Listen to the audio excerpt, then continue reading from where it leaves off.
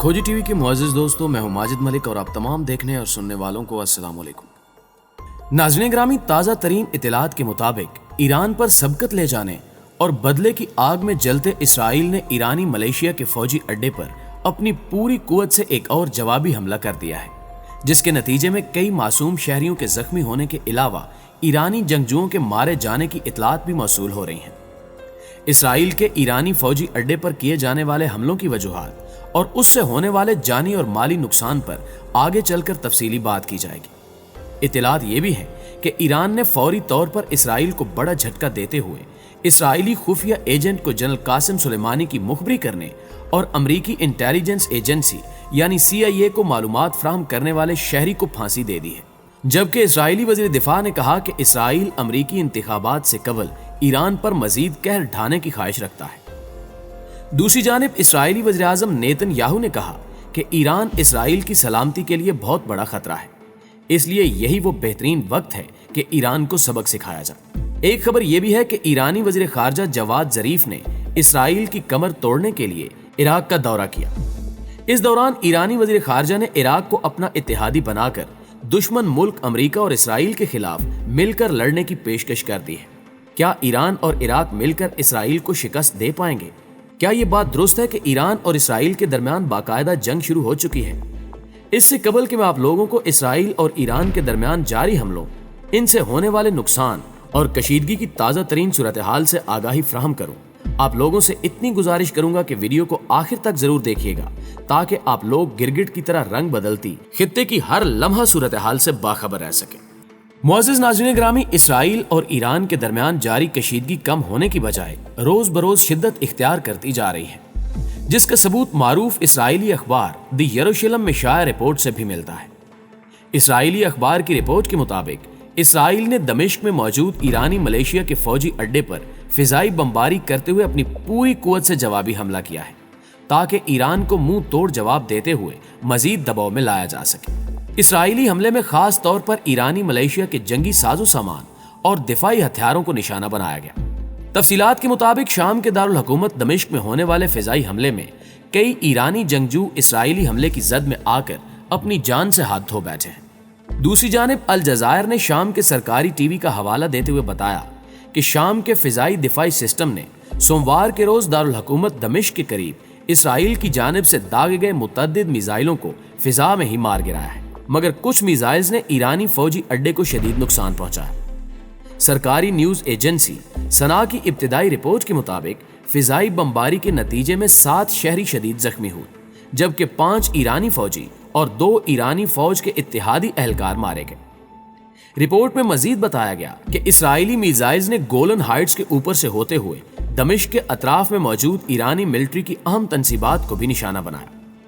Report के मुताबिक फिजाई हमले की बराह रास्त कवरेज में दमिश्क की फिजाओं में धमाकों के मनाजिर को बाआसानी देखा जा सकता है। हस्ब तवक्को मीडिया रिपोर्ट्स के मुताबिक इस सारी सूरत हाल पर अभी तक इसराइल की जानिब से कोई भी बयान सामने नहीं आया। यह भी एक तल्ख हकीकत है कि अमूमन इसराइल ऐसी कार्रवाइयों की जिम्मेदारी कबूल नहीं करता, जबकि ईरानी हुक्काम ने इसराइल पर बराह रास्त इल्जाम लगाने से गुरेज किया है। लेकिन ऐसा लगता है कि दोनों मुल्कों के दरमियान साइबर जंग शुरू हो चुकी है, क्योंकि इसराइल और ईरान दोनों मुल्कों पर होने वाले हमलों का सिलसिला रोज बरोज बढ़ता जा रहा है। एक दिन ईरान पर हमला होता है तो अगले दिन इसराइल पर, जो इस बात की वाज़ेह दलील है कि ईरान और इसराइल के माबैन जंग छिड़ चुकी है। बहरहाल गैर मुल्की मीडिया रिपोर्ट्स में बताया गया है कि इसराइल की जानिब से फिजाई हमला जनूबी दमिश्क में किया गया, जिसका सबूत इस बात से भी मिलता है कि शाम के एक फौजी तर्जुमान ने सरकारी टेलीविजन से गुफ्तगू करते हुए बताया कि शामी फिजाइया ने जनूबी दमिश्क के नवाही इलाकों को निशाना बनाने वाले ज्यादातर इसराइली मिसाइलों को नाकाम बनाया, मगर मुतअद्दिद दागे जाने वाले मिसाइलों से होने वाले धमाके इंतहाई शदीद और जोरदार थे। यही वजह है कि उन तबाहकुन धमाकों से ईरानी मलेशिया को भारी जानी और माली नुकसान उठाना पड़ा। अल अरबिया की एक रिपोर्ट के मुताबिक इसराइली अटैक हेलीकॉप्टर्स ने भी इस फिजाई हमले में शिरकत की। इस दौरान जंगी हेलीकॉप्टर्स ने फिजाई दिफाई निजाम को तबाह करने की भरपूर कोशिश की, मगर नाकाम रहे। दरहकीकत रवां महीने के आगाज में ईरान और शाम के दरमियान एक मुआहदा तय पाया था, जिसके मुताबिक शाम ईरान के फौजी अड्डों की हिफाजत करेगा, जबकि ईरान शाम के दिफाई सिस्टम को बेहतर बनाने पर काम करेगा। नाज़रीन ग्रामी, इसराइल की जानिब से ईरानी फौजी अड्डों को निशाना बनाने की वजूहात पर बात करें तो सबसे पहली वजह यह है कि गुज़श्ता रोज ईरान ने इसराइल पर जवाबी कार्रवाई करते हुए अपने बहरी जहाज़ों की तबाही का बदला लिया था, जिसके नतीजे में ईरान ने न सिर्फ इसराइली बहरी तनसीबात को निशाना बनाया बल्कि इसराइली बहरी तनसीबात को समंदर में गर्क कर दिया था। मगर इस बार इसराइल ने देर किए बगैर बदला चुकाते हुए ईरान पर फिजाई बमबारी की है। ईरान पर हमला करने की दूसरी बड़ी वजह अमरीकी इंतखाबात का सर पर होना है, जिसका वाज़ेह सबूत इसराइली वज़ीर दिफा के जारी करदा बयान से मिलता है, जिसमें उन्होंने कहा है कि इसराइल अमरीका के इंतखाबात से पहले ईरान पर मजीद कार्रवाइयां करने की ख्वाहिश रखता है ताकि डोनाल्ड ट्रंप को इंतखाबात में जीतने और ईरान पर दबाव बढ़ाने में मदद मिल सके। इसराइली वज़ारत दिफा के एक साबका जिम्मेदार ने यह भी कहा कि इसराइल इस वसी मुहिम में बराह रास्त शरीक है, जिसका मकसद नवंबर 2020 में मुकर्ररा अमरीकी सदारती इंतखाबात से कबल ईरान पर दबाव डालना या उसे नुकसान पहुंचाना है। उन्होंने गैर मुल्की अखबार से गुफ्तगू करते हुए कहा कि यह बात इसराइली इंटेलिजेंस के हलकों में मारूफ है कि ईरान में गुज़श्ता और रवा माह में होने वाले कम अज कम चंद वाक़यात और हमलों में इसराइली इंटेलिजेंस की कार्रवाइयां शामिल हैं। ईरान पर होने वाले हमले की तीसरी बड़ी वजह चीन और ईरान के दरमियान इक्तिसादी राहदारी का होने वाला बड़ा मुआहदा है, जिसका वाज़ेह सबूत इसराइल के वज़ीर-ए-आज़म नेतन्याहू की जानिब से जारी करदा बयान से मिलता है।